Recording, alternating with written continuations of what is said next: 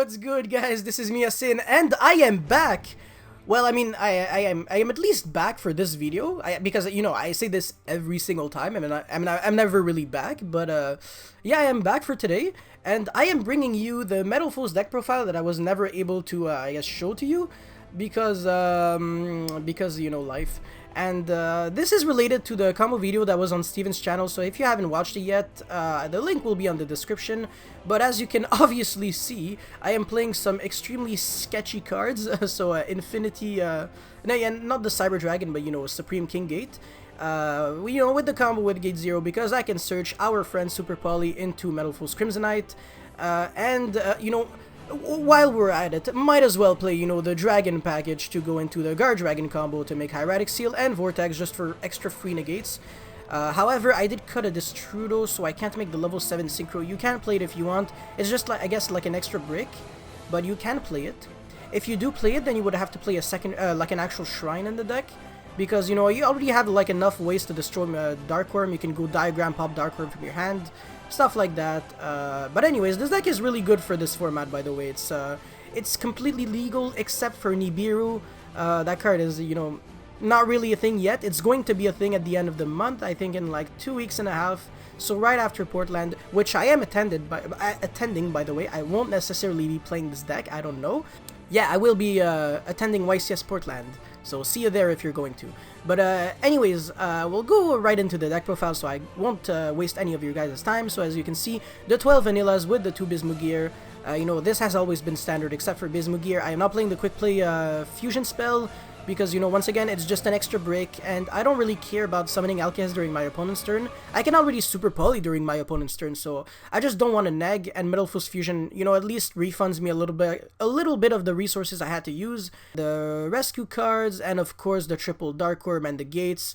One thing that I really like in this deck is that Dark Worm is always searching something. You don't have to play 2 Gate 0. It's not like Pendulum Magician, where, it's, oh yeah, I drew a Gate 0 and the Shrine, oh damn, okay, it's just a Curtain Raiser now. No. In this deck, it actually gets you the other cards, so it makes the combo even easier, so Electrum can send something else for power plays like a Hamster instead, if you already have access to the 2 gates, so that's actually really neat. No, it's really good, and I only play 2 hamsters because, it's just another normal summon. Rescue Rabbit is kind of enough. If you draw Habit and Ramster, one really cool thing that you can do to play around Ash is just normal the hamster. If it gets Ash, then you just scale Pendulum Rabbit, and then you go for Electrum, and you probably still have enough plays to at least make, like, an Alkahest and potentially the Guardragon combo if your hand is good enough, so that's nice. Then, for the spells, I'm just trying to play as many good cards as possible. Triple Heritage, that card is way too good. If I draw 2 Heritage, not only is it a missing skill if you draw a Metalfoes card, but also the second Heritage just refunds you the first Heritage. It's just a free draw. So there is literally no drawback to playing Heritage. It's basically a Metalfoes card at that point. Disciples, the more Draco cards you play, the better Disciples become. Once again, if you draw Disciples Heritage, really good. You get to pop even more spells and traps. Going second, instead of destroying your own combination, you just destroy your opponent's spells and traps.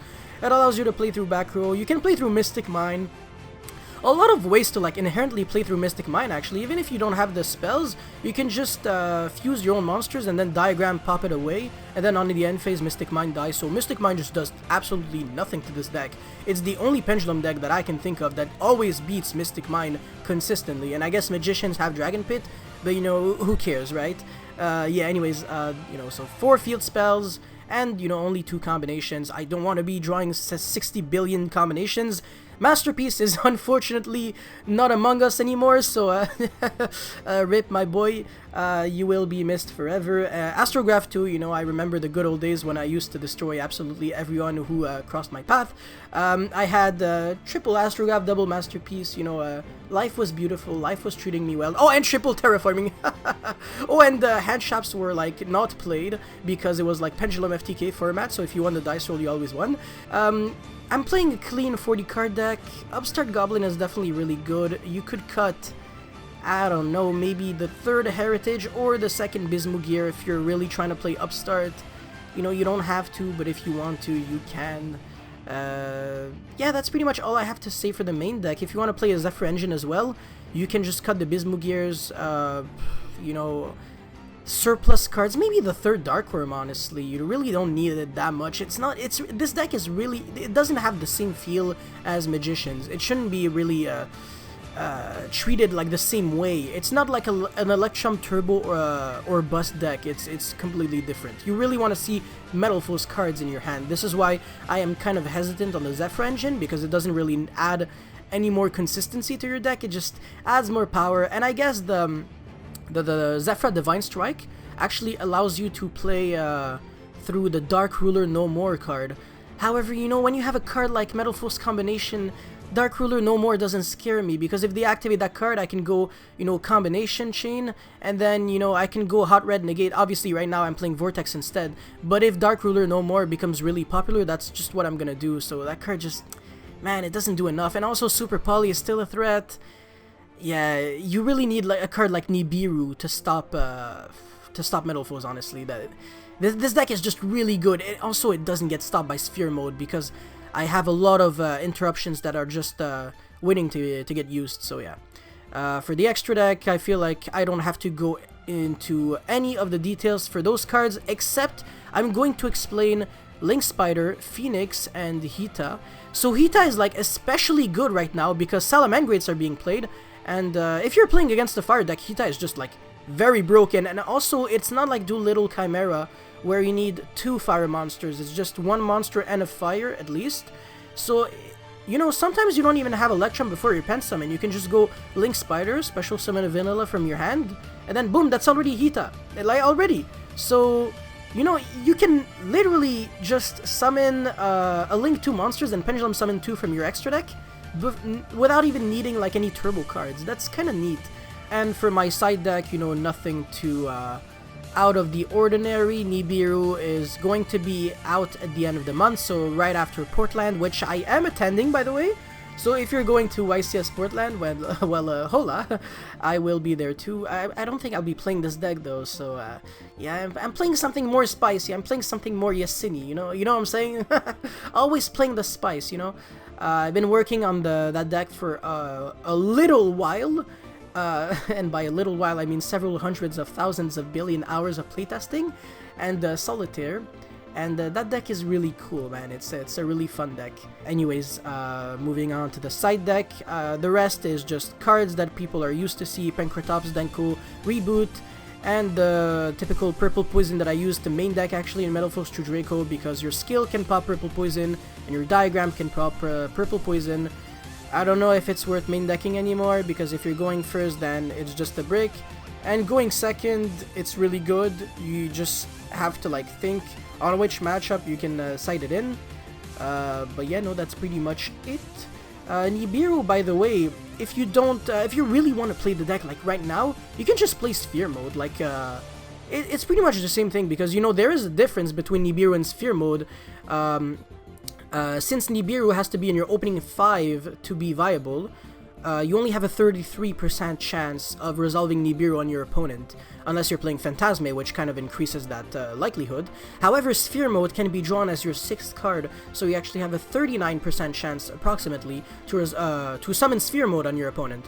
Obviously, Nibiru is a bigger blowout, because it is not only a Sphere Mode during your opponent's turn, it's also, you know, it's also an interruption. It can kind of completely disrupt their engine, and it also gives you a monster for beatdown or something like that. And it doesn't really matter if they have a token, right?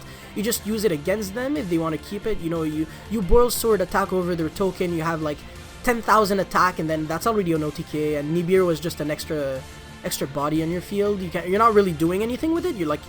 Obviously you can use it for like generic links, or just use it for, you know, a 3,000 attacker.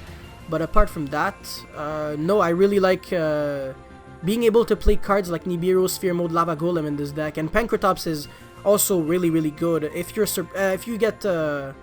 opponent tries to surprise you and makes you go first, and you side in Pancratops, then you can just Pendulum summon it, and it's already an interruption, you know? So that card's always really nice. And Denko Reboot, very self-explanatory. I feel like Konami has really tried to balance the metagame a bit, because there are now blowouts for every single deck. You know, combo, they're gonna lose to the new promo cards that are out, you know, Dark Ruler No More, Dimension Shifter, and Nibiru, the Primal Being. And then, you know, back row decks would just lose to Denko, Heichune, Reboot, Twin, Struggling Battle. You know, every deck is screwed, literally, unless you're playing Pendulums, or very specifically my deck, you're always losing to blowouts. I get hit by Dark Ruler no more. Literally, you have no idea how much I don't care. If that card becomes popular straight up, I'm just cutting Odd Eyes Vertex Dragon and I'm swapping it for Hot Red. And then every single time I finish my turn 1 board, I make sure I end with a Metalfoes combination. So when they activate Dark Ruler no more, I chain Metalfoes combination, and then to my own combination, I chain Hot Red to negate Dark Ruler no more.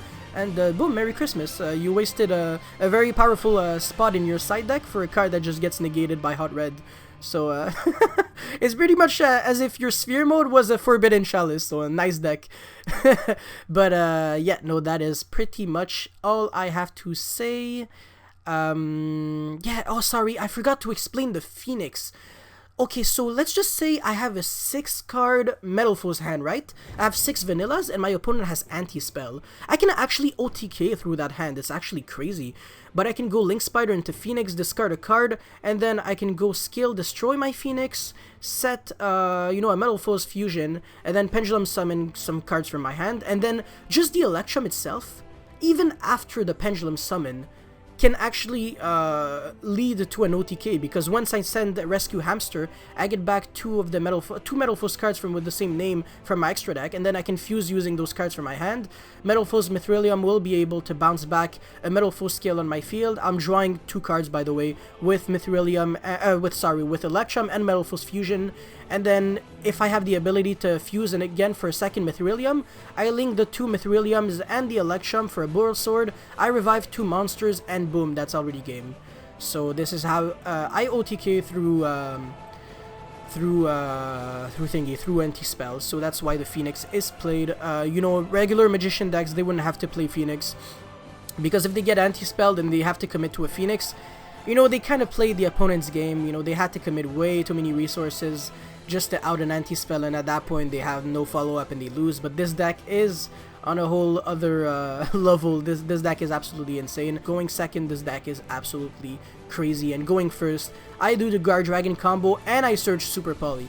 So, you know, what more can you ask for? You know, this deck just has everything. It's, I mean, this is what happens when, you know, I make the Metalfoes deck, you know? Stick to the game plan, stick to my game plan, or stick to Steven's game plan and play a crazy 40 card Tempest Magician FTK, or a 60 card Turbo Pendulum 65 negates through hand shops. But anyways, that's pretty much all I have to say. I will see you right after Portland. I'm probably going to make a tournament report if everything goes well. And yeah, till then, Yasin is signing out. Peace.